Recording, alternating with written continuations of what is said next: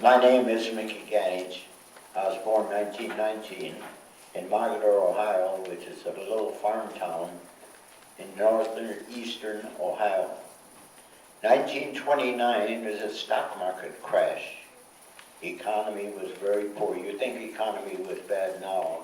It was very, very bad after the stock market crash in 1929 and through the 30s. We had soup lines, bread lines, people on the streets selling apples. They'd pick an apple off a tree and try to sell it for a nickel there to get a little money there. The economy was very bad. 1932, Franklin Delano Roosevelt became President of the United States. About the same time, a man by the name of Adolf Hitler became Chancellor of Germany. He was a greedy sort. Franklin Delano Roosevelt, one of the things that he determined needed to be done was create some jobs. Two things he created was the Work Progress Administration, WPA, which is building roads, building bridges, sewer lines, and whatnot. He had CC camps, planting trees, cutting down trees, anything to get a little bit of economy. I graduated from high school in 1937. I went to work for WPA as the only job available, building roads, but I saw no future in that. Over in Europe, Adolf Hitler, as I said, was a greedy one. He really had Germany in his hands. Whatever he decided on, Germany did. He started taking over various countries, Austria, Hungary, Netherlands, Belgium, Poland, various things. He had a non-aggression pact with Russia. They would not fight each other. In other words, they were their allies, at least temporarily. But Germany wanted, Adolf Hitler wanted a little bit more. We were not in the war. He started bombing England. England was a strong sort. A lot of our higher-ups in Washington would not help. They would not do anything to help England. Some of our people decided they would help anyhow. They joined, the pilots joined the RAF, that's Royal Air Force, helping them. Over in the Pacific, Japan was quite greedy. It started taking over various islands, invading China, various different places, because Japan is very limited on their resources, so they needed the resources in the various islands. We were not in the war. Some of our pilots decided they would help General Chennault playing over in Burma. But we were not in the war. There was talks about whether we'd be in the war. I came to California in 1939.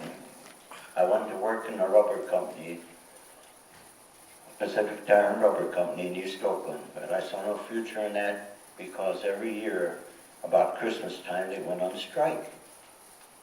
So I saw no future, and the talk was whether we were going to get in a war or not. In the fall of 1940, they started a draft. Anybody 21 years and older had to register for the draft. I wasn't 21 yet, but I was going to be in another couple months, and I saw no handwriting on the wall there.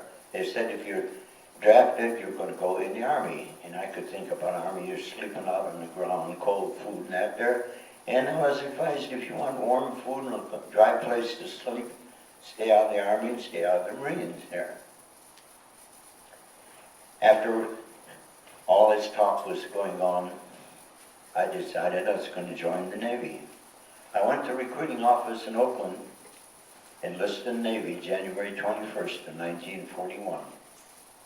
We were not in the war.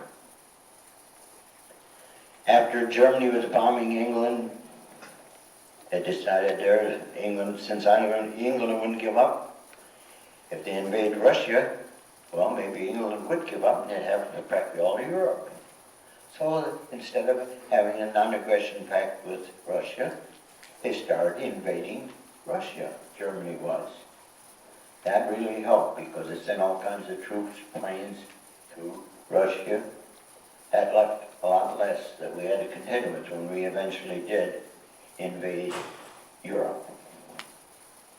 Things are very bad, and since Germany was against Russia, we decided, even though we were not in a war, we'd start the Lend-Lease program, which is sending supplies to Russia by way of Murmansk, which is the northern part of Europe. A lot of our ships were being sunk, merchant ships, because we were not in the war. There was no protection that we sent over with them. They're on their own. A lot of our higher-ups, like Admiral King, a lot of people in Europe, and a lot of people in Washington, said, oh, maybe a few of our ships are being sunk, but we're sinking all kinds of U-boats. Well, that was the lie. On the east coast of the United States, from Florida, Georgia, the Carolinas, Virginia, we could see ships being sunk within sight of land. Lots of them being sunk. What made it really nice for the German U-boats, we were not in the war. All kinds of lights were on the east coast there. So the silhouette of the ships, our merchant ships, were really nice targets for the U-boats. But we were not in the war. Stay clear of the war, that's what our higher-ups decided they would do. There was talk about going in the war or not. Japan was getting all kinds of supplies from the United States, including iron. We didn't realize it, but there's building up the war machine. But we were not in the war. After Japan started taking all kinds of islands, they invaded China also. We were not in the war. We put an embargo on Japan. We would not send any more supplies to Japan. That made Japan very unhappy. So they decided there, well, maybe they ought to invade and fight against the U.S. A lot of the higher-ups in Japan were against it. They had a very smart admiral in Japan by the name of Yamamoto. He was against any aggression against the United States. But he was overruled, and they decided there that they would invade the United States by way of the Hawaiian Islands. Now, in the Hawaiian Islands there, everybody figured everything is safe. They had a harbor that stretched to 40 feet. In fact, that middle chart down there shows Pearl Harbor, that's the island of Oahu, and Pearl Harbor is right in the middle, down at the bottom. It stretched to 40 feet, and figured it's safe from torpedoes. Now, when a torpedo is launched, it comes way down, comes back up, and levels off. So they figured it's safe from torpedoes. Admiral Yamamoto knew about this. So they rigged some kind of flotation device on the torpedoes so they would not sink down too far, so they was able to use their torpedoes effectively.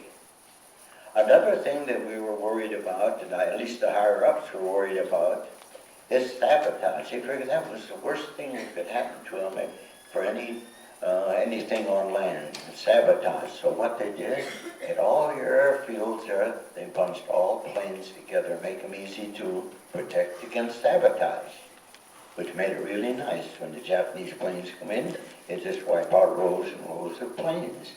The theory isn't so good there, especially there against attack, which we didn't figure they'd have enough nerve because Japan was a small country and we didn't have too much to worry about it. With this embargo that we made on Japan, that made Japan very unhappy. And as Admiral Yamamoto was overruled and they decided to invade the United States, he devised a plan.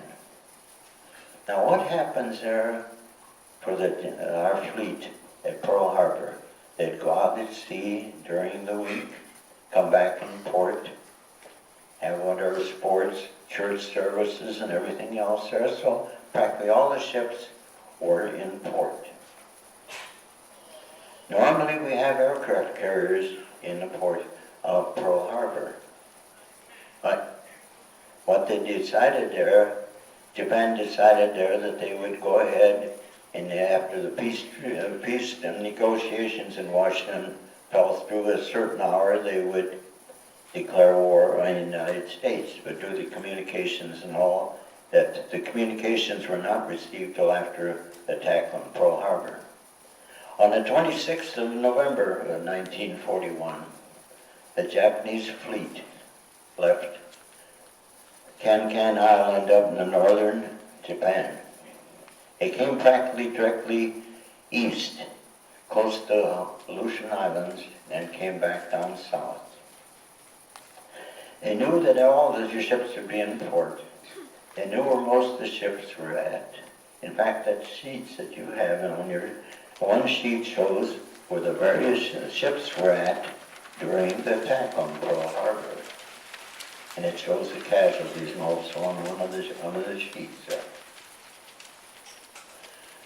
At 6 o'clock in the morning of December 7, 1941, well, let's go back just a little bit. After I enlisted there, I had good grades and I had my choice on various things. They said, what would you like to do?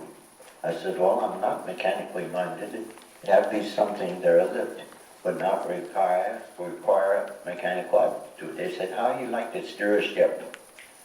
I said, that sounds great to me, because I'm back in Ohio. The biggest thing we'd ever see is a ferry boat there on Lake Erie there, and I never saw anything up close except in television and books and newspapers and stuff like that. And they says, well, okay, we'll send you to quartermaster and signal school in San Diego after boot camp. That was great. After I left boot camp there, I still had my choice due to the good grades I had. And it says, what would you like? I said, well, I'm a sports-minded. One thing that I would like to be is someplace where I play sports, especially football. Football was my main sport. I played in high school, and I played in semi-pro and also. They said, well, you get on a big ship, you got a good chance of having a sports team. I was assigned, after I got out of school in San Diego, I was assigned the battleship Pennsylvania. It was at Pearl Harbor. That is this ship right here, Pearl Harbor. 33,000-ton battleship. August 15th of 1941, I was assigned to that ship. I joined the ship's football team. We had a real good team. What we do when we be in port, we play games. In fact, I think we had 10 games there, and I think we lost one game. We had a real good game. We were scheduled to play the USS Arizona on our sister battleship for the Fleet Championship at 1 o'clock, December 7th, 1941. We were the flagship of the fleet. So normally when we came into port, we'd be tied up at one of the docks. Because with Admiral aboard there, he didn't like to ride a boat to get ashore. He always liked to just walk off the ship, so we always tied up at the dock there. Made it real easy. But the day before, we had propeller trouble. So they put us in the dry dock. Now, I think most of you know what a dry dock is. There's no water underneath you. You're sitting on blocks. A lot of concrete around us. There's no water whatsoever. We did that. We went into dry dock the day before. This picture here shows the Pennsylvania in dry dock. On the closest to you, there's two destroyers, the Cassin and the Downs, in the same dry dock with us.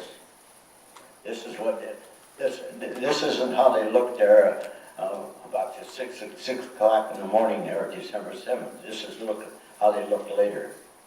Well, we're sitting in the dry dock there. At 6 o'clock in the morning, December 7, 1941, Japanese planes were launched from their aircraft carrier. About 7 o'clock in the morning, we have a radar station. That yellow sheet down there shows a map of Hawaii. Way up the top is Opama Radar Station. The radar station reported planes coming in from the north and kind of northeast. They said, oh, don't worry about that. That's our own planes, because we did have bombers coming from